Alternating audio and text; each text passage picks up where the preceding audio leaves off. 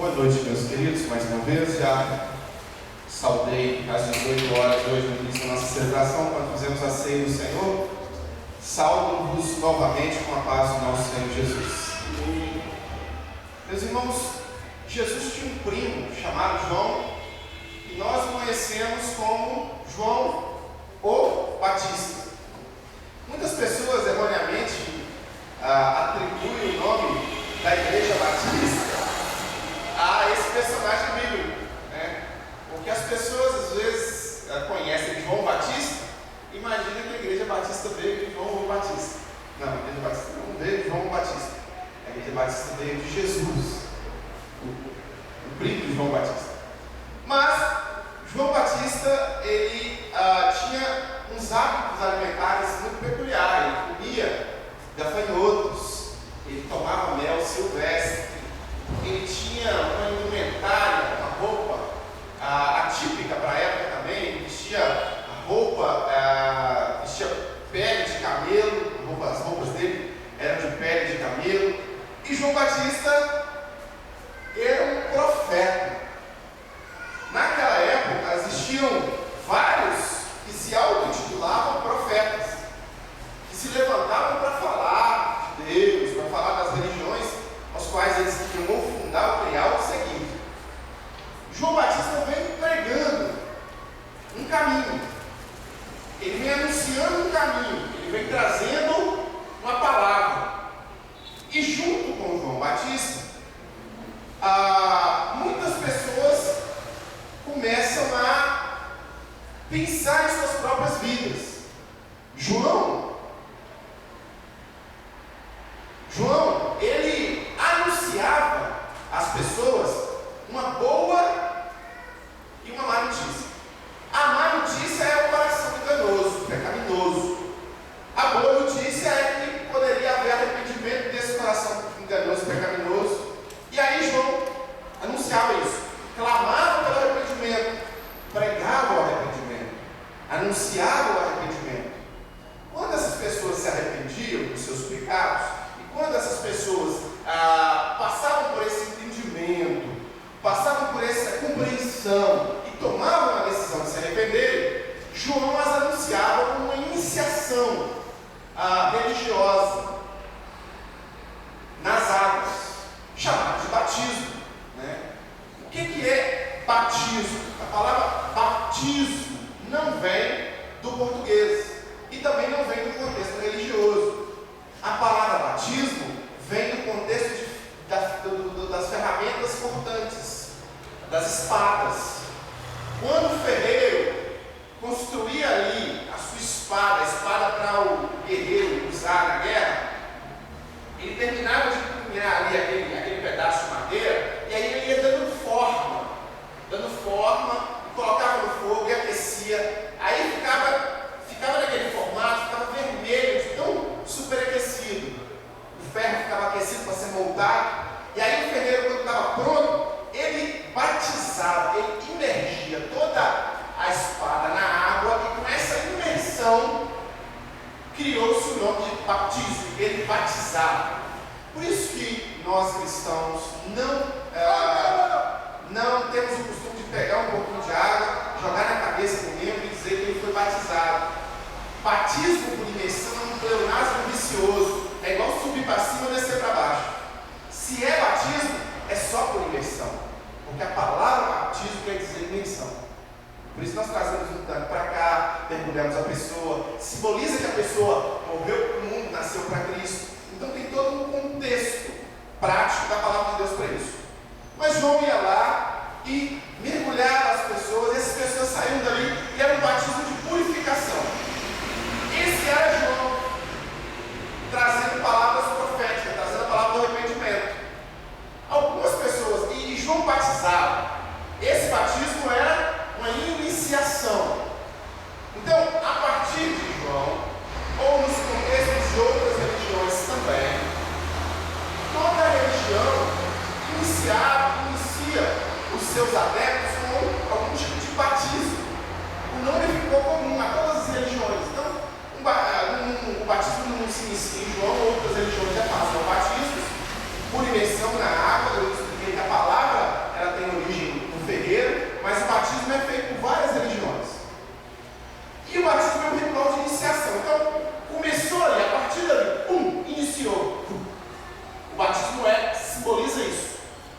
Simboliza que a pessoa tomou uma postura e falou: olha, eu realmente faço parte, eu realmente é a minha carteirinha de membro, né? A carteirinha de sócio do clube, é a carteira de motorista. Você vai, tira, pega e fala: esse aqui simboliza que eu tirei carteira, que eu sei dirigir.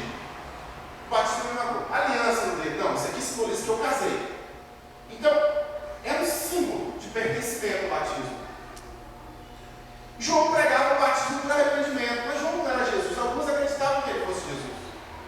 E aí tem um episódio da vida de João, Mateus capítulo 3. Mateus capítulo 3, versículo 1 em diante. Do versículo 1 em diante, conta toda essa história que eu falei. Então, vou deixar os irmãos lerem em casa. Eu vou ler do versículo 11 em diante. Versículo 11 em diante. 3, versículo 11. Diz assim a palavra do nosso Deus. João dizendo, eu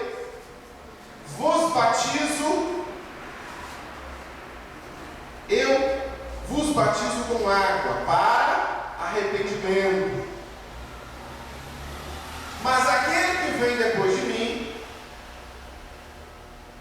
é mais poderoso do que eu, cujas sandálias não sou digno de levar.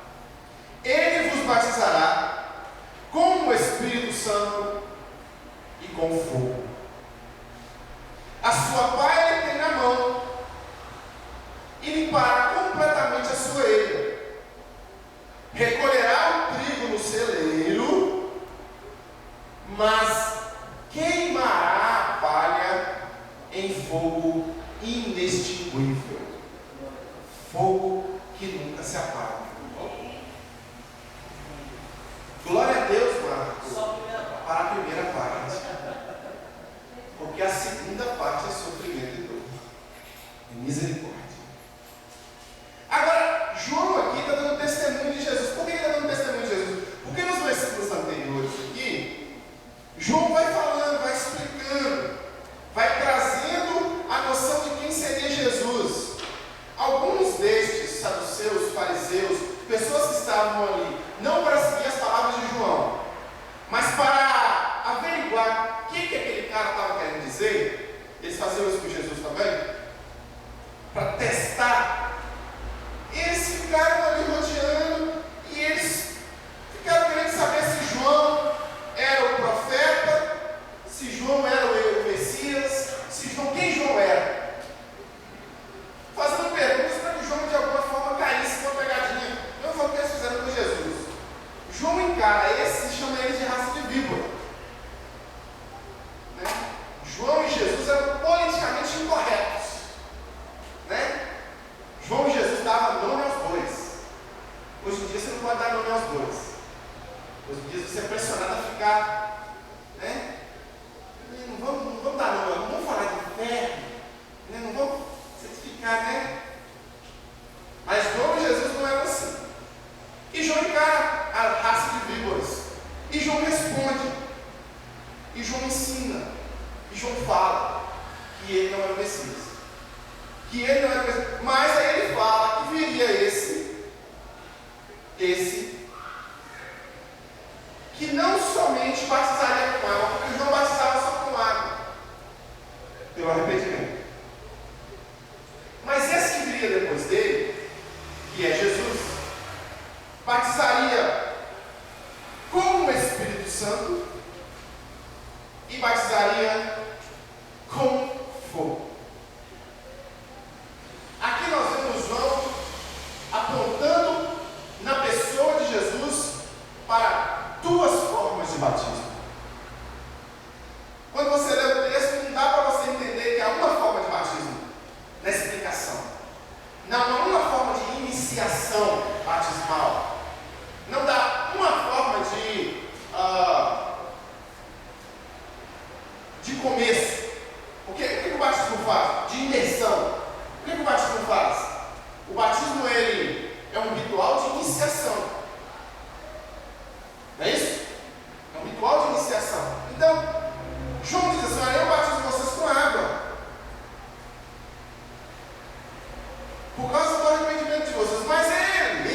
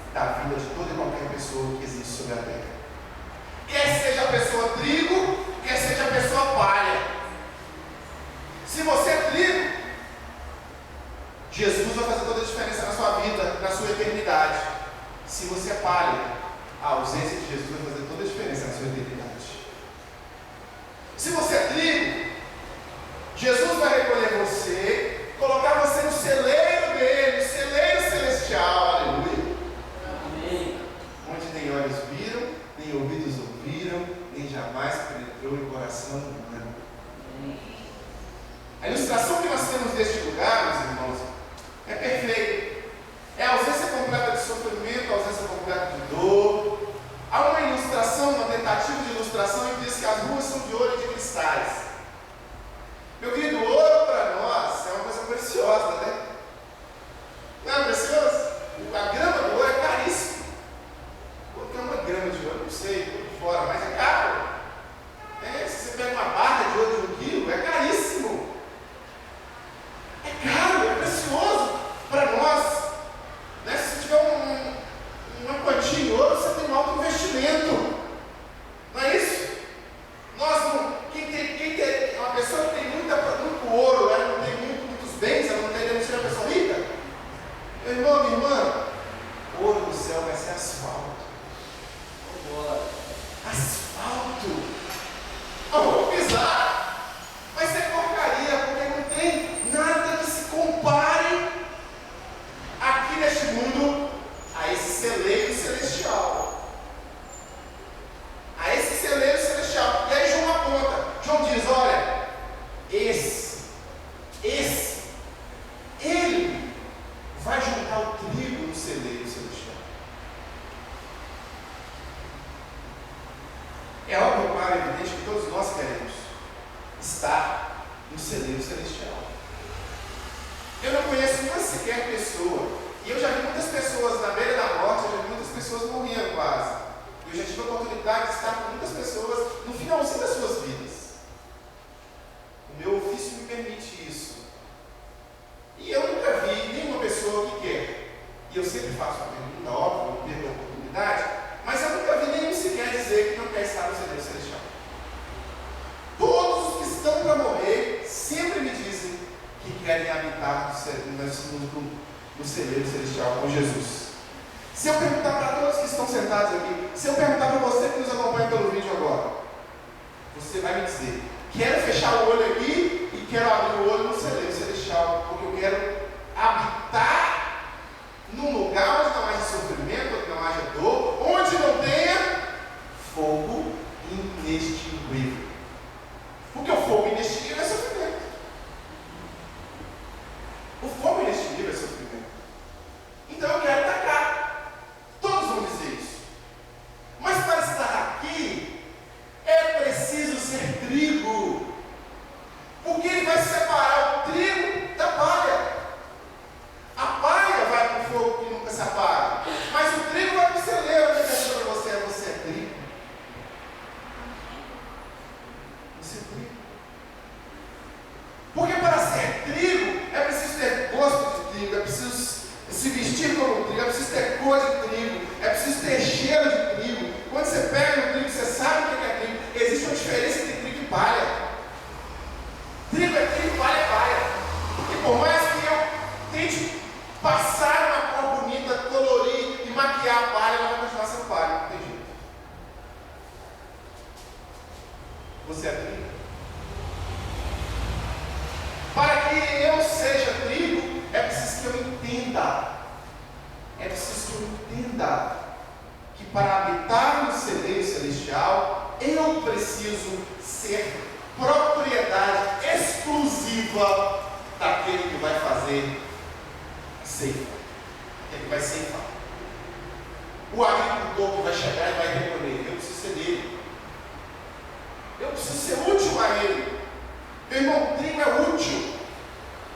O trigo serve para alguma coisa. A palha não. A palha ela...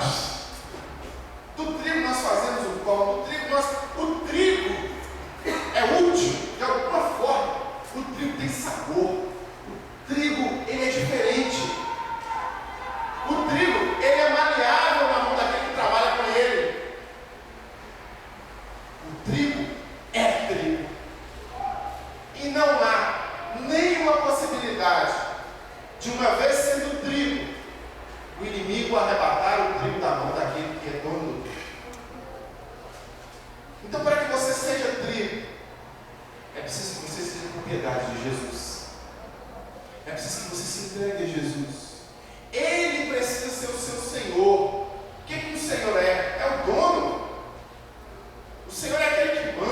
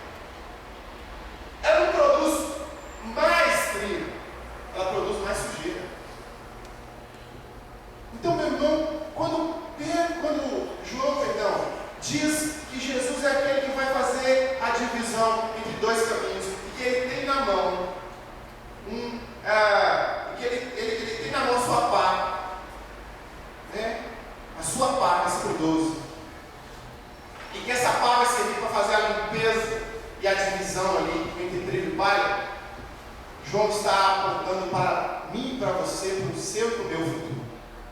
Aqui há dois caminhos. O caminho da eternidade com Jesus, no celeiro celestial, e o caminho da eternidade sem Jesus, num lugar. E aí eu vou voltar no finalzinho do versículo. Num lugar onde há fogo inextinguível, que nunca se apaga. Nós costumamos chamar esse lugar, no senso comum, de inferno. Inferno.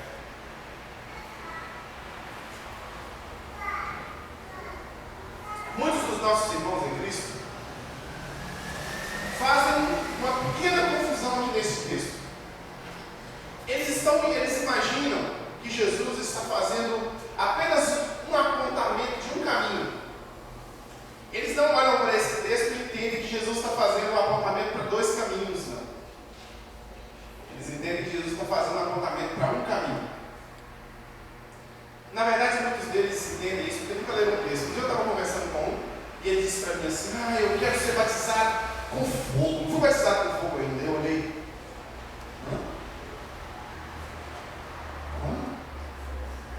Porque, pastor, sabe? Porque era assim, porque o João falou que tem que ser batizado com fogo e xarai. Aí eu,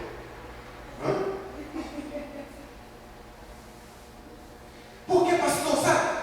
Varão valoroso é aquele que para de fogo. Aí eu curioso, falei: não, senta aqui, vamos conversar. Como é que é? O irmão quer ser batizado. O irmão quer ser imerso no fogo dentro. Fogo inextinguível. Não, pastor. Quero a glória, o poder, a unção. Onde que o irmão diz? Não, porque a palavra de Deus. Onde que o irmão diz? Não, a palavra fala que nós temos que ser batizados com fogo. Onde o irmão viu isso?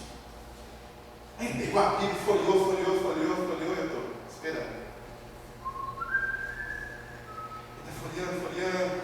Aí eu falei: irmão, Mateus capítulo 3. Ele foi: aqui, pastor, está aqui. Eu falei: calma, lê o texto. Aí ele abaixou a cabeça: eu vos batizo com água para arrependimento, mas aquele que vem depois de mim é mais poderoso do que eu, e cujas sandálias não sou digno de levar. Ele vos batizará com o Espírito Santo e com fogo. Aí, pastor, eu falei: continua lendo o texto. A sua pá ele tem na mão e limpará completamente a sua eira e recolherá o trigo no celeiro. Isso aí. Mas queimará para o fogo inextinguível. Ele coçou a cabeça, olhou para mim. Olha, pastor. Aí eu fiz a pergunta. Você nunca leu esse texto, né, meu irmão? Ele disse: não, só ouvi falar muito. Muitos de nós não entendem, porque simplesmente não observamos. O texto é muito claro. Quando lá no capítulo 9, lá no versículo 8, dá uma voltadinha, volta um pouco. Produzir, pois, frutos dignos de arrependimento. João falando.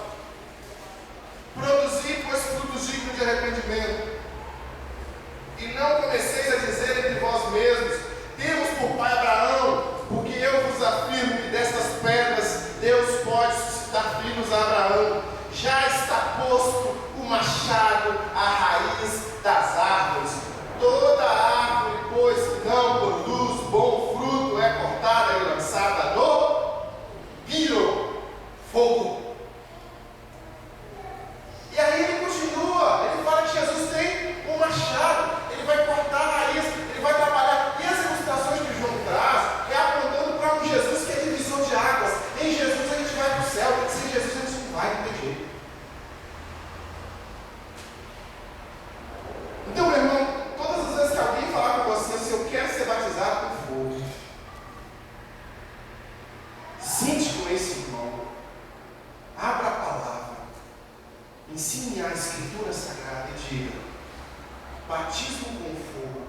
ser imerso no lago que arde com fogo e enxofre. Um fogo inextinguível. Quem vai ser mergulhado em fogo inextinguível? A palha. Quais são as características da palha? A palha, ela desconsidera a palavra de Deus. A palha, ela desconsidera Deus. A palha, ela desconsidera o Evangelho, os caminhos do Evangelho para encontrar com Deus. A palha é autossuficiente. A palha, ela é por si só. A palha se enche e se esvazia. A palha sempre está buscando alguma coisa para se encher. Porque ela é sempre vazia. Quando a palha está diante de Deus, ela sabe que ela é palha. Quando você confronta a palha com a palavra da salvação do Evangelho, ela reconhece. Ela entende. Ela sabe que ela não se encaixa nos padrões que a palavra de Deus deixou para que ela haja um encontro dela com Deus, para que ela mude, para que ela se transforme. Porque Jesus, meus irmãos, transforma até palha em trigo. Até palha em trigo ele transforma. Desde que a palha queima. Desde que a palha tenha vontade de se entregar. Desde que a palha se arrependa. Desde que a palha diga, olha, vou confessar com a minha boca. Se com tua boca confessares a Jesus como Senhor, e em seu coração crer que Deus ressuscitou dos mortos, será salvo. Vai deixar de ser palha, vai passar a ser trigo. Vai passar a dar frutos dignos de arrependimento. Vai passar a ser de fato aquele que Jesus pode usar de alguma forma. Então, meus irmãos, nós, cristãos, temos que compreender o Evangelho. Temos que viver o Evangelho. E temos que ser trigo. Trigo. O Evangelho não foi escrito para sustentar a religião. A religião, ela pode ser falha, fraca. A religião, ela pode criar sistemas que levam as pessoas mais para longe de Deus do que para perto. O interesse, o nome da religião é religarem. Seria para religar as pessoas a Deus. Mas os sistemas podem afastar as pessoas de Deus, do verdadeiro Evangelho, da verdadeira palavra, do caminho correto. Você, meu irmão, minha irmã, pode estar cheio de boa intenção no seu coração. E aí você vai pegar aqui a BR aqui para Brasília. Aí você vai colocar no GPS Brasília. E você vai clicar Enter no GPS. Aí o GPS vai falar assim: vamos pegar a 381. Aí você vai pegar a 381 descendo para Vitória. E o GPS vai continuar te conduzindo para a Vitória. E você vai ouvindo a vozinha do GPS ali te guiando. E o GPS vai te guiar lá para a Vitória. Onde você queria chegar? Mas onde você vai chegar? Não tem jeito. Não há possibilidade. Você pode ter o coração todo cheio de boa intenção. Mas se você pegar um caminho errado, mesmo cheio de boa intenção, o inferno está cheio. De boa intenção, o inferno está cheio. E essa é a verdade. Nós podemos ter toda a boa intenção do mundo. Eu vou seguir a religião. Eu vou seguir os meus desígnios. Você vai ser palha no final do jogo. No final da viagem você vai ser palha. Você não vai ser trigo, você não deu frutos. Você não entendeu. Você pereceu por falta de conhecimento, de entendimento, de vida. Você não se entregou a Jesus porque a religião tapou os seus ouvidos, tapou os seus olhos. É assim. E quando eu digo isso, estou dizendo isso para nós que nos envolvemos com religião. Para você que segue a Igreja Batista, que segue a Igreja Assembleia de Deus, que segue a Igreja Católica, que segue o Espiritismo, está seguindo bom, está indo bem ali nos dogmas da sua religião, mas você pode estar longe de Jesus. Você pode acabar, no final das contas,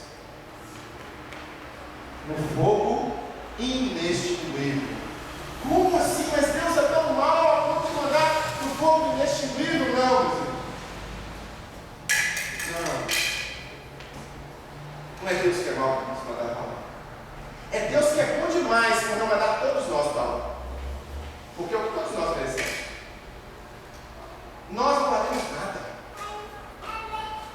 Abre o seu coração para você mesmo. Olha dentro dele, pega o seu coração assim, ó. Olha para ele. Rebobina a fita agora, na época da fita aqui. Né? Os mais novos não vão nem entender como é que é essa ilustração. Rebobina a fita. Aí vai pegar lá atrás, quando você começou a entender a vida. Né? Quando você começou a ser criança, começou a mentir, enganar seus pais, começou a colar na prova, começou a dar um jeitinho na sua vida, e vai vindo, vai vindo. Quantas foram as vezes que você desagradou o coração de Deus? Zilhões. Hoje pela manhã, ontem, antes de ontem, talvez você tenha desagradado terrivelmente o coração de Deus. Então nós, quando Deus olha do céu, Ele não vê. Foi por isso que Jesus ficou ouvindo, né? Quando Deus olhou do céu, não havia ninguém. A opção dele é: vou fazer igual eu fiz com Moisés. Moisés não, Noé. Fazer igual eu fiz com Noé. Meter água em todo mundo, acabar com isso na vida. Mas ele prometeu que não faria de novo. Então quando ele olha do céu, não vê um justo sequer, ele envia o justo, o puro, o santo, o perfeito, aquele que vai ser crucificado, aquele que vai pagar a nossa conta, a nossa dívida, e aquele que vai ressuscitar o terceiro dia para mostrar que a morte não é mais poderosa do que ele. Ele é mais poderoso do que a morte. Ele é mais forte do que a morte. E se ele é mais forte do que a morte, ele é mais forte do que o pecado. Quando você se entrega a Jesus, quando você se arrepende, confessa os seus pecados e se entrega a Jesus, Jesus toma você nas mãos dele, começa a escrever a sua história, e começa a reescrever a sua história. Quando chegar lá na frente, ele vai recolher você no celeiro celestial. E esta é a proposta da palavra de Deus para as nossas vidas. Essa é a proposta da palavra de Deus para você que nos acompanha pelo culto. Se entregar a Ele, se entregar a Jesus. Permitir que Jesus seja o seu Senhor, permitir que Jesus seja o seu Salvador, permitir que Jesus conduza a sua vida. Ainda que você ande pelos vales da sombra da morte, ainda que você ande por tempestades terríveis, ainda que você esteja jogado na fornalha de fogo, quando você tem Jesus na sua vida, Ele não vai deixar você sozinho. Mas é uma escolha que a gente faz. E eu quero encorajar você a escolher por Jesus, a escolher ser trigo, a dizer assim: olha, para mim não basta ser um bom batista, para mim não basta ser um bom católico, para mim não basta ser um bom assembleano, metodista, não. Eu quero ser servo de Jesus. Eu quero ser batizado por Jesus no Espírito Santo. O que é ser batizado no Espírito Santo? Eu quero entregar a minha vida a Ele, eu quero que Ele me doe por completo. Eu quero mergulhar em Jesus. É isso que eu quero na minha vida. Eu não quero ser imerso no final da história, no lago que arde com fogo e enxofre. Eu quero ser imerso na palavra, na vontade do Espírito de Jesus. Isso, meu querido, minha querida, ninguém pode fazer por você. Quero agora orar por você. Isso eu posso.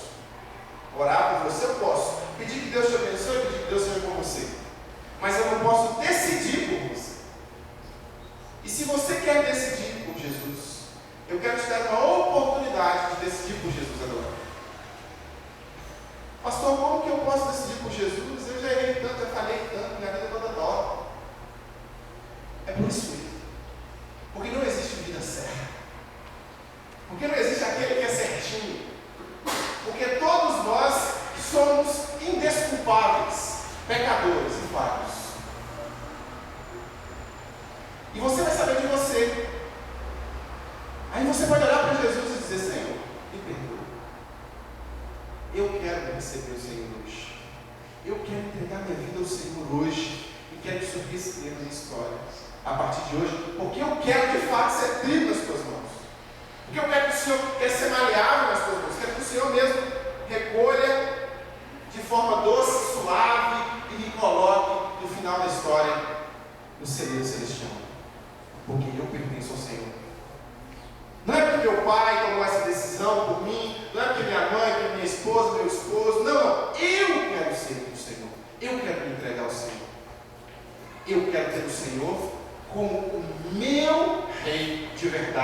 do dia a dia. Curva sua cabeça, feche o seu olho, vamos interceder agora ao Senhor. E se você quiser tomar essa decisão, aí onde você estiver, sentado na frente do seu computador, feche o seu olho e vamos orar juntos agora. Pai, em nome de Jesus, eu oro agora pela ação poderosa e sobrenatural do Teu Espírito Santo. Uma ação que está acima da retórica, da oratória, até mesmo do português do orador.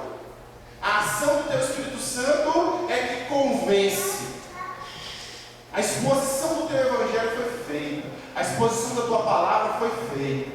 Agora, neste momento, peço ao Senhor, pelo poder que é do Teu Espírito Santo, que convence o coração enganoso a se entregar ao Senhor. Em nome de Jesus, Deus, que agora neste momento, estas vidas estejam completamente quebrantadas pelo poder do Teu Espírito. Batizadas sendo no Espírito Santo, porque estão se entregando ao Senhor Jesus. Porque estão completamente entregues ao Senhor Jesus, querendo que o Senhor faça delas trigo, querendo que o Senhor faça delas pessoas que vão ser de fato instrumentos do Senhor.